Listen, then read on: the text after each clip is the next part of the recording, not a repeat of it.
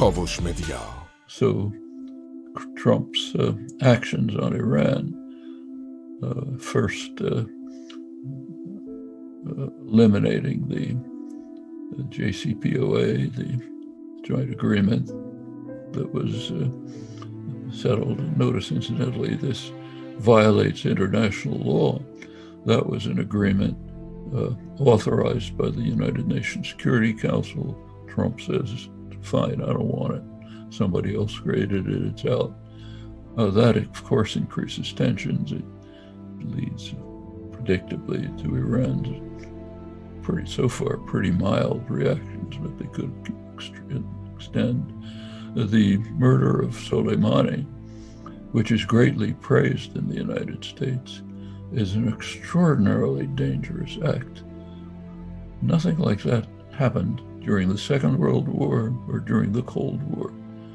It's as if Iran had decided to murder Mike Pompeo and a major general along with him at the Mexico City International Airport. We think that's pretty serious. That's what the murder of Soleimani was. Incidentally, it's praised here, which is pretty astonishing.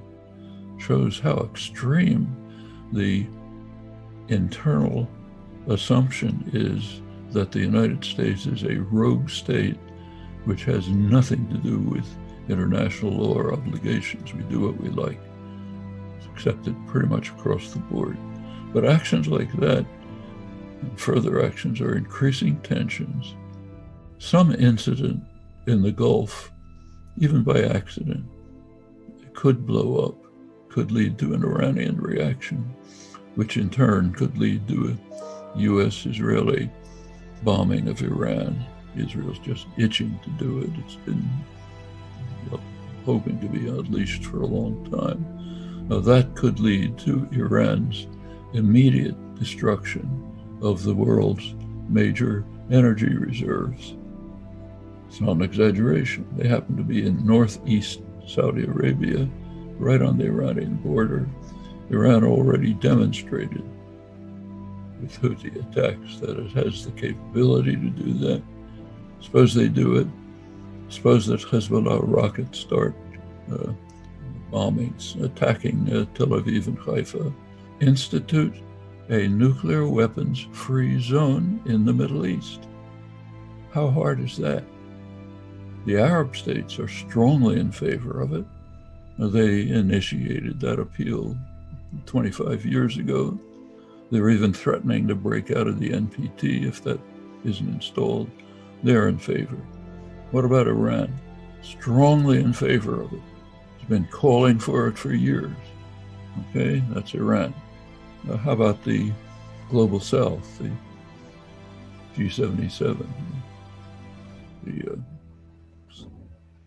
non-aligned movement, 130 countries, strongly in favor of it, been calling for it for years. Europe's in favor of it. In fact, you can't think of almost anybody who objects to it except two countries. One is Israel, which doesn't want its nuclear weapons system inspected. And the second is the Godfather, the United States, blocks it at every turn. Most recently, Obama came up in 2015 at the NPT review sessions, where it always does. Obama can't do it. And if you think what's behind this, something very significant. If the U.S. does not acknowledge that Israel has nuclear weapons, of course, everyone knows it does. It's not even, you can't even call it an open secret because it's totally open. But the U.S. does not acknowledge it. If there's a nuclear weapons-free zone, the U.S. will have to acknowledge it. Israeli nuclear weapons get inspected.